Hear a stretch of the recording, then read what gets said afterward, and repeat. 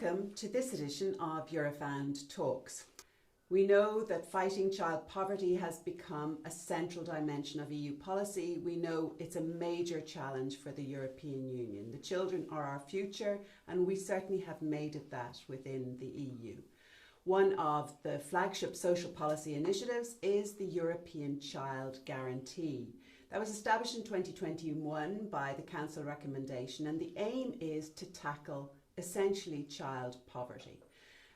We want to ensure that they have access to key services such as care, healthcare, for example, but also resources like decent housing. And so for children across the European Union, we want to ensure that we're really targeting those who are facing poverty and also exclusion from society generally. So we've seen some improvements, I think, and we're looking at nearly 1/4 of children who are at risk of poverty or social exclusion in 2022, which is better than it was before, but 20 million children are at risk of social exclusion. That is a lot of children. So the Child Guarantee is supporting, of course, the European Pillar of Social Rights, and we know that the Social Rights Pillar is really the building blocks for trying to get us back on track across the entire social agenda. And in Principle 11, which is on childcare and support to children, we're looking at children needing access to early childhood education, care of good quality, protection from poverty, but also looking at children specifically from disadvantaged backgrounds so that they have the rights to the specific measures which will allow them to move forward and ensure equal opportunities. So we've seen EU member states begin to move forward on this. We've begun to report on their action plans. And today is really an important time because we're really beginning to take stock of the progress that is being made. And here I am delighted to be joined here by Daniel Molinuevo, who is our in-house resident expert on this topic. And you're very welcome this morning, Daniel. Thank you very much. I'm delighted to be here, Mary. Good. So let's just start, Daniel. I've given kind of a rough overview, and that's sort of the big picture stuff, but maybe you can really paint the picture of where we can start. I mean, we know the number of children who are in poverty, but we also know there are more at risk of poverty. How has this changed? What is the actual situation, the status at the moment? And have we seen trends emerging post-pandemic?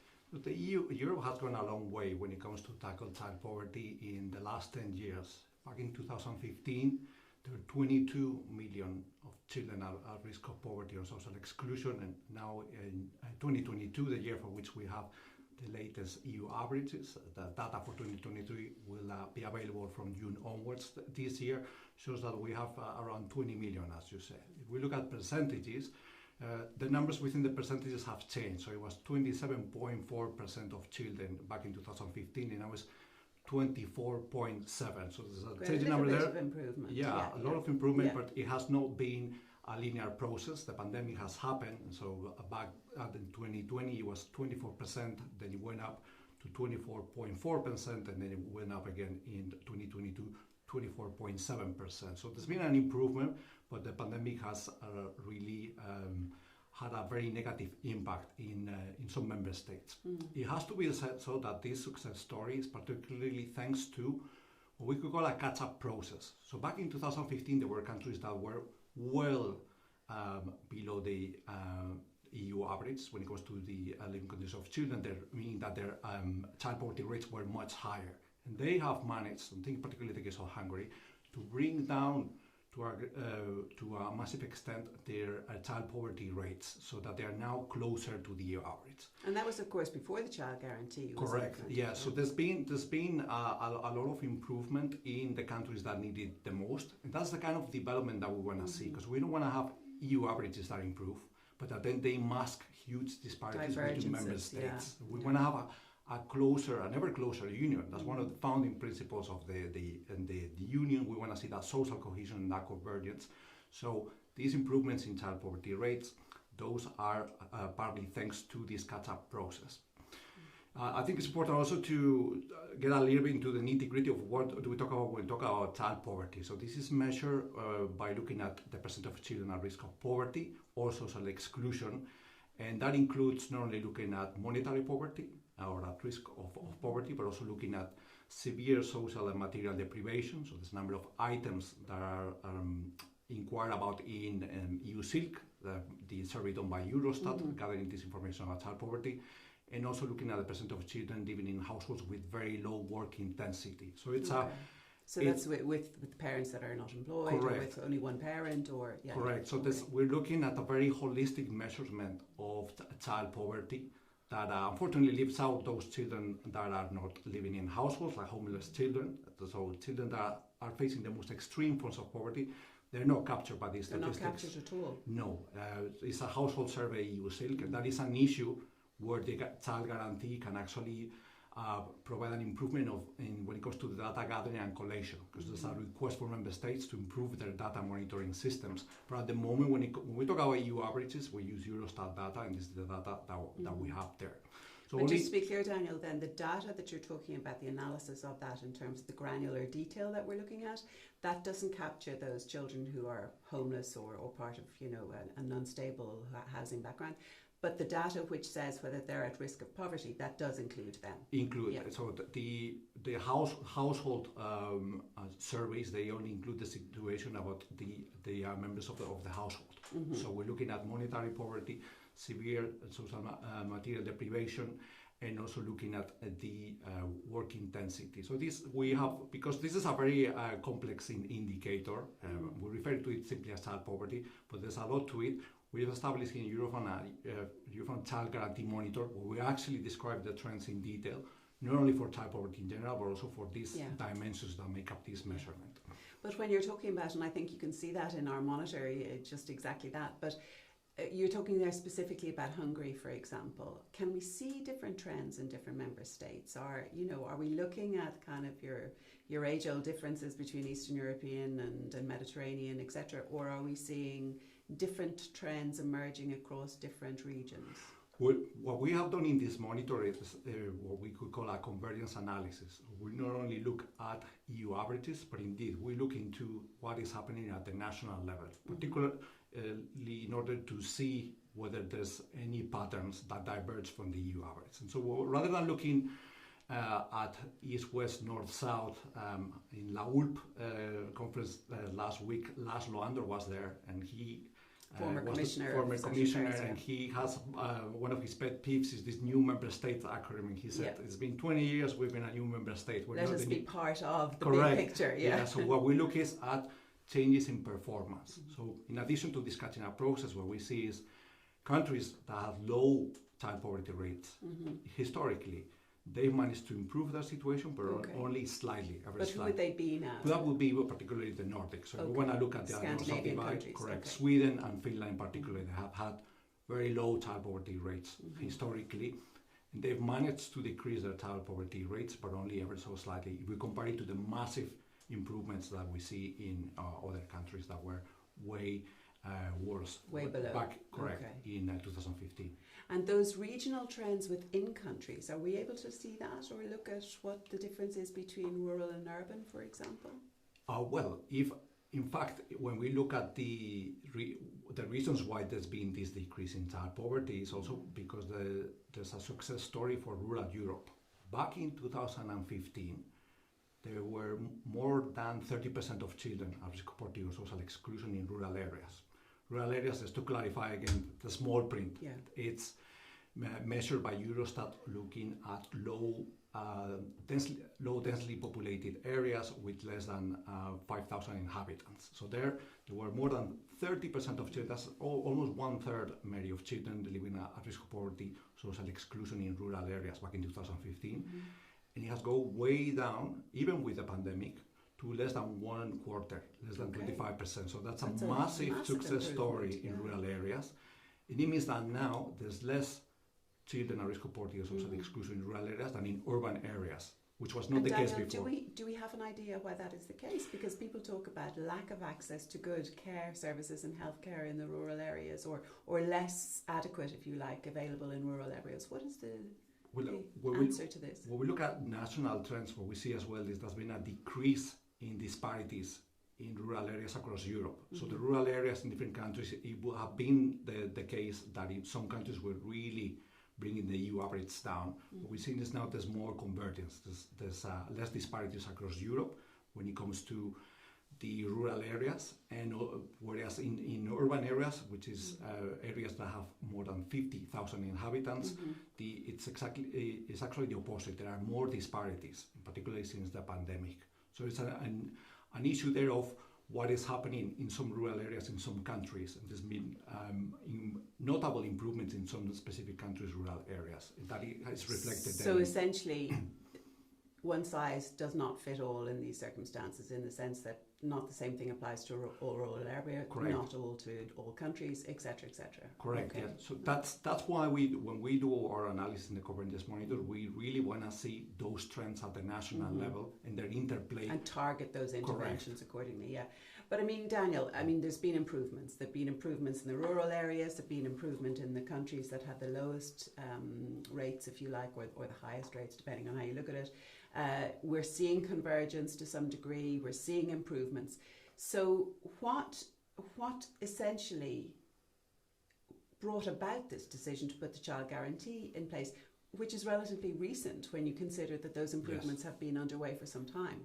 So we need to go back to 2013 when there was a recommendation on investing of children that recommended, as the name suggests, member states to provide access to quality public services and access to resources as ways to tackle child poverty. Now, this recommendation did not have any funding for member states to carry out these recommendations. 2013 was as well the year in which the youth guarantee came about. So the European Parliament was looking at these developments. And back in 2015, in view of the weakening of public services, they called for the establishment of a child guarantee. And it's interesting, the name, it just shows that it's related to the youth guarantee, seeing the sort of youth guarantee for children as a way to... Because youth guarantee, clearly that's dealing with older children, if you like, from 16 to 24, I think it has changed since its review, but it's there's only an overlap when it comes to the 16 to 18, so there's no overlap. But basically, what's interesting about the youth guarantee is that it has funding associated to it. It's targeted to a specific group of young people, so those that are not in education and training, and also it deals with access or a very reduced set of measures. We're not talking about tackling youth unemployment in general. We're not talking with the child guarantee about tackling child poverty in general. We're looking at very specific measures with funding associated to it. And the goal there was very specific commitments to ensure that no young person in that bracket was without employment, training or education for the 6 months, is it after? That's right. Yeah. So that level of specificity, that's what the resolution of the European Parliament sought to bring about when it comes to tackle child poverty, and also to ensure that there were not only specific measures, so it's all about the specificity that the child guarantee was supposed to bring about, but also having some funding associated to it. So that's 2015. And then we move to 2017, then there's a renewed call from the European Parliament to look at the feasibility of establishing such a child guarantee. 2017 as well is when the European Pillar of Social Rights is declared. Exactly. And so that sort of seals the deal, if you will. And gave it some impetus as Correct, because as you mentioned at the beginning, there are links there with some of the principles that are enshrined in the European Pillar of Social Rights. So that all together brings us to 2021, where is decided to have a guarantee that has funding associated to it, not linked to it. And that is an important distinction, because European member states can avail of 5% of the European Social Fund to tackle child poverty in the period 2021 to 2027. But that is not conditional or directly linked to the child guarantee the same way, whereas the funding that was linked or associated to the youth guarantee was dependent on it. If you wanted to get funding for related to youth guarantee, you had to have a youth guarantee national action plan in place. Yes. That is not the case because of the timing. So the funding allocation for the European Social Fund Plus was decided before 2021, because it started in 2021, And so while it can be used, it's not dependent. I think we'll talk about a little bit more in detail about this. Because it'll be interesting to see whether that's beneficial or not in terms of the we'll get right the effects. to that. Yeah. Okay, but then in terms of the guarantee, I mean, we talked a little bit about the youth guarantee there and what it guaranteed. What are the specific commitments that the child guarantee guarantees children? So we're talking about free and effective access to a set of services. And when you read the small print, it states in the recommendation that free actually means affordable, because it would be impossible to guarantee free childcare or early childhood education and care in countries like Ireland, where it's very costly. So we're talking about reducing the cost and also looking at other areas of accessibility. There's a multi-dimensional approach when it comes to accessibility in the following services: early childhood education and care, healthcare services, primary and secondary education, and then looking at having at least one healthy meal each school day. So that's a set of services, but there's also a series of dimensions or resources, as you mentioned before. When we're talking about effective, not free, access to decent housing and adequate housing and nutrition. So obviously we don't have funding to guarantee access to decent housing or adequate housing to all children across Europe, but there's an effort there to put in place measures to ensure that a group of children that are in a disadvantaged situation have better access. Who are these children? Here the term that is used is to me, it sounds a bit Dickensian. We're talking about children in need. And that is defined as children at risk of poverty or social exclusion, hence the reference to those statistics before. But then there seems to be a bit of confusion, because the recommendation lists a number of groups that could be relevant, that within children at risk of poverty or social exclusion could be targeted as part of the child guarantee. So we're talking about children with mental health issues, children from foreign or a migrant background, children with a disability. There's a long list there.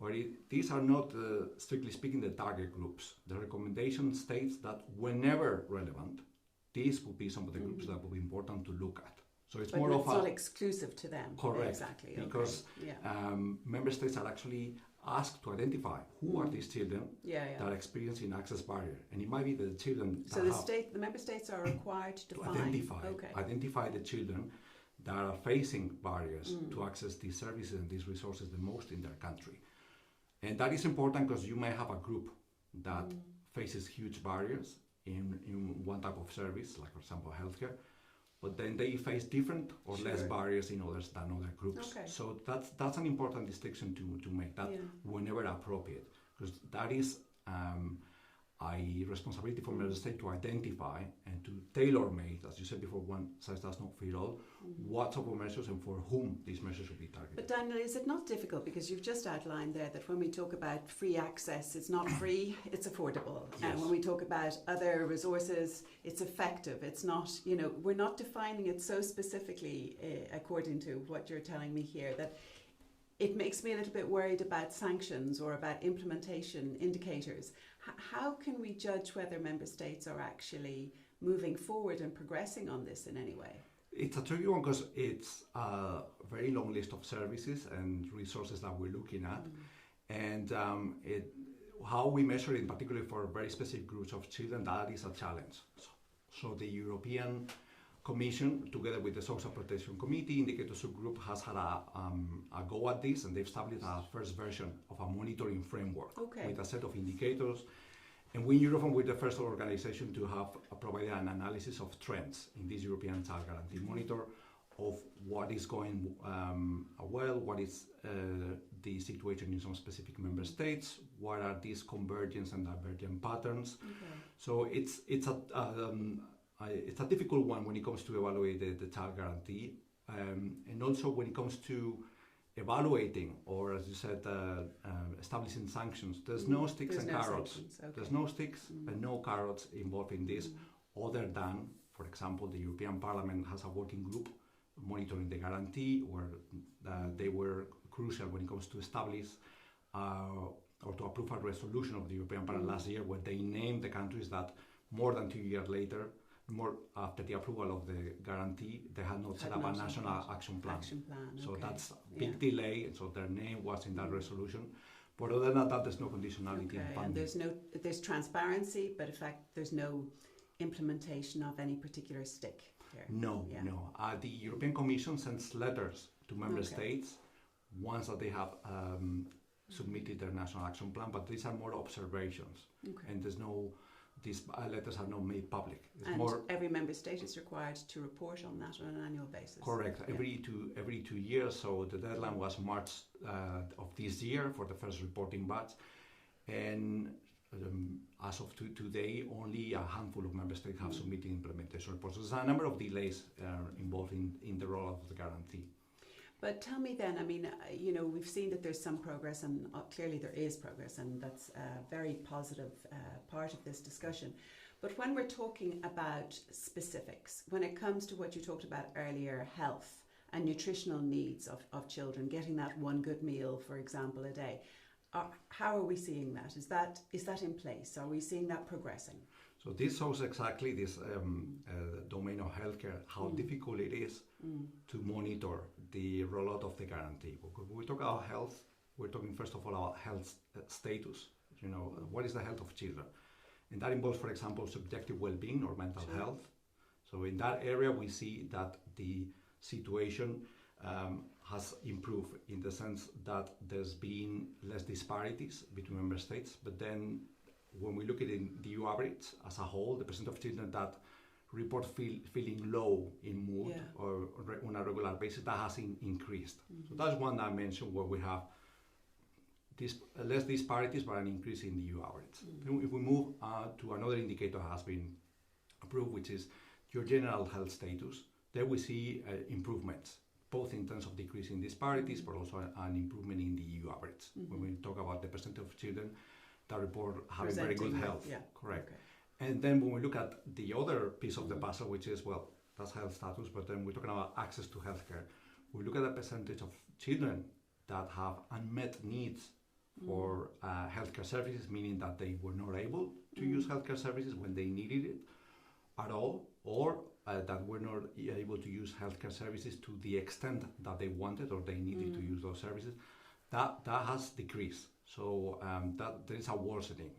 There is more children with unmet needs for healthcare services now that there were in the previous time that it was measured. I think the years were 2021 and 2017. So the demand has increased? The percentage of children, or the number of children that have unmet needs in healthcare, has increased over time. So that is a very negative development.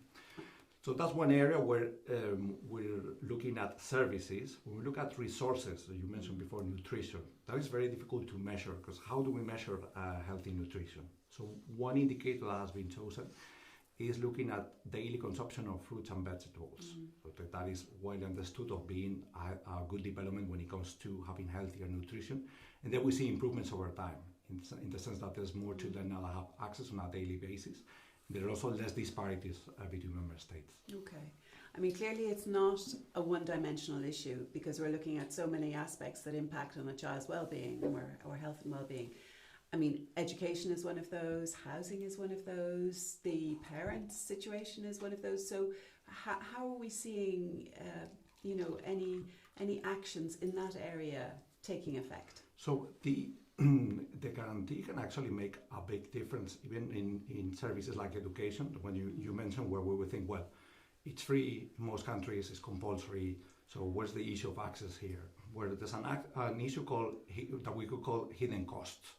So it might be free to go to school, but then you need to buy the clothes. You need to take part. You might want to take part in sports, extracurricular activities. So those things cost money, and so it's important to have resources in place to tackle those hidden costs. And indeed, the guarantee has been used by member states, and we see it in a lot of national action plans, to tackle those hidden costs. There are also children in need, as we mentioned before, that yes, they do have legal access to education, but their specific situation makes it difficult. And here a very good example is children from Ukraine. Children that have fled Ukraine with their families, and now they need a set of additional resources in order to be able to use education. So we have seen the child guarantee being used to fund language lessons to help with extracurricular activities like summer camps. We've seen as well changes in the legislation so that more teacher assistants could be hired, language and mental assistants, health services. mental health services. So even in those areas where we think, well, like education, where we think, well, is it really that difficult to access? There are indeed some barriers for some specific groups. And indeed, regardless of the level of accessibility and the funding available, specifically to tackle child poverty, the European Social Fund Plus as a whole, because that's why it was established for, can make a difference for professionals working in education, in areas of training, when it comes to hire new teachers, teacher assistants. So there's a huge opportunity now with the European Social Fund to go beyond just this 5% allocation to tackle child poverty and use it to enhance the capabilities of the workforce and to improve the working conditions in general. And when you talk about working conditions there, we're also looking at employment opportunities for the parents, I suppose, because that has a direct impact because they're the primary caregivers for these children and their well-being. So what's being done there? Is there a direct link with those policies and the child guarantee? Yes, well, I mean, indirectly all the resources and services that are part and parcel of the child guarantee improve the situation of the children, but also their parents and household as a whole. One case that is very clear is housing. And the same would apply also to any area where parents need to pay, be it healthcare or also childcare or childhood education and care. There's one area that is brought about in the debates a lot in relation to work-life balance, which is early childhood education and care, which has massive benefits for children, but also for the parents, because that allows more more adults in the household to participate in the labor market. So there we have seen that thanks to the child guarantee, a lot of measures have been put in place, but also this is a part of a wider effort at the EU level to increase participation rates. There's been a revision or review of the so-called Barcelona targets in 2022, where more ambitious targets were set, and indeed we see an increase in participation rates. To what extent we can attribute this to the child guarantee or the Barcelona targets or to other aspects that have nothing to do with any of those, that is difficult but they're positively reinforcing. Indeed, absolutely. And that is the main point here, that even if we cannot infer causality, it all goes in the right direction. And tell me, Daniel, because there's a lot of good news in what you're saying here, and a lot of the, as you say there, the multidimensional but interconnected policies that are in place are being used to serve to really address the issue of child poverty and social exclusion. But you mentioned La Hulpe, which was a big conference recently where we were really assessing a lot of this, and there was a new declaration which was put in place. What are the next steps? What is the next step in this process which will see us hopefully reducing this 20 million further down over the coming years? So La Hulpe declaration includes a section where they talk precisely about improving work-life balance. They talk about the European Pillar of Social Rights. They talk about early childhood education and care. And then they also mention that it's essential to ensure the implementation of the child guarantee, including the monitoring and evaluation of the guarantee. So now that there's been a number of implementation reports, we need to look at how can we improve accountability, how can we improve monitoring to ensure that the European Union is delivering the goods in this area.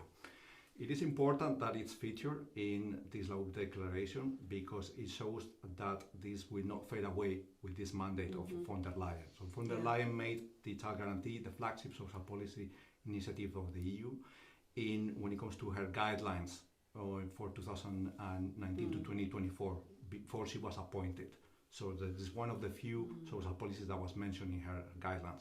So thankfully now we see that for the next 5 years, the guarantee regardless of who comes into the Commission. So for the foreseeable future now we have an agreement that this is something important that needs to be looked at by the next mandate of the European Parliament.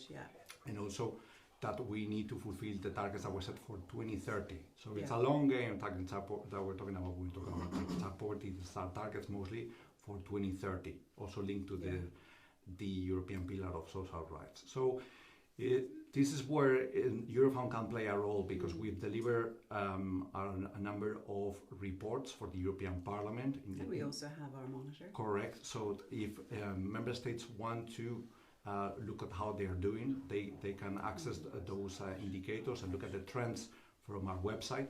And also we help with other areas that are less straightforward when it comes to monitoring at the national level, where there are 27 different approaches to monitoring and evaluation. And we've brought together some lessons that could be applied in other countries, including, by the way, candidate countries, which are looking very closely to what's happening with the child guarantee.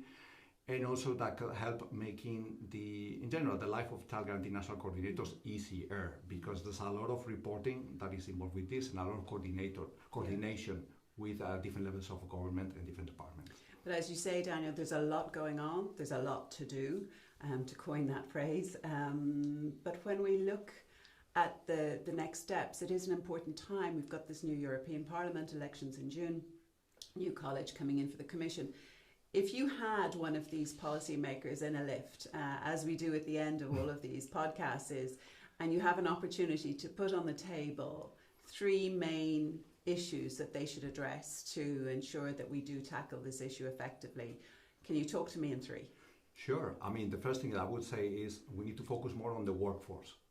We keep talking about developing services, as I said, this is where something abstract. And it's important to bear in mind that investing in services, which can be a one-off investment, you can fund the setup of a creche or a kindergarten.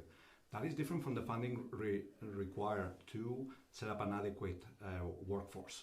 So we need to look as well at the role that having enough and well-qualified workers has on the accessibility and the quality of services. So that's an area where more can be done, where Eurofound can provide data through the European Working Conditions Survey, which is coming out with the findings early next year. So when we have the information there about the levels of training, the job quality, motivation, issues like adverse social behavior, and other areas where funding from the guarantee or for the European Social Fund can make a difference. Secondly, I think the whole issue of funding needs to be looked into more closely. Are we availing of all the funding that is available associated to the guarantee to the extent that we can? Okay. So we don't know at the national level. In the review we did to the national monitoring evaluation systems, the information we had about EU funding and how to the extent that is used is very patchy. So some say that they're going to look to use some funds, some of them say what is earmarked, but when we talk about funding, we need to get more detail. What funding is being used for what and to what extent? And I think the conditionality of funding and vis-a-vis the guarantee, that is something that will play a role in the next few years. There's going to be a review of the guarantee in 2026. And there's already a resolution from the European Parliament asking for more and different funding, in the sense that it's more directly linked to the rollout of the guarantee. And then thirdly, I think we need to look at the governance arrangements of the guarantee. It's not easy being a child guarantee national coordinator. We're looking at very different services. You know, in the youth guarantee, there was only 3 areas that were looked at. We're looking at 6 in here. They're very different from one another. We're talking nutrition, we're talking about childcare, and these are the responsibility of different departments at the same level of government, but also different levels of government in the centralized member states. So there's a lot of coordination to be done. There are very few sticks and carrots, as I mentioned there. So it's important to support the coordinators, which is something that in Eurofound we have aimed to contribute to with the work that we have concluded this year. Okay, thank you, Daniel. 3 words of wisdom at the end. Governance, which is always important if you're going to have an effective programme in place. Funding, making sure we access it and exploit it effectively. And of course the workforce, because ultimately we get that right and we get an awful lot of other things right by implication. So thank you for that. We've really done a fairly broad picture tour of the child guarantee and how it's panning out and operating across the European Union. As Daniel has referenced during this particular session, touches on so many other aspects of what Eurofound has done: gender equality, working conditions, job quality, skills, for example, but also well-being, mental health services, healthcare, etc. All of this information you can find on Eurofound's website, the most up-to-date data, the most up-to-date research, which is available for you on Eurofound's website. You can also listen back to many of the podcasts which we have on these various issues, which are also available on our website, but you can also find them on Spotify, Apple Podcasts, or wherever you actually access your podcasts on a regular basis. Please do sign up to our newsletter, but indeed also check out our Child Guarantee Monitoring Hub, as Daniel referenced earlier, or follow us on social media channels. It was lovely speaking to you today, Daniel. Likewise. And until next time, when Eurofound talks to you.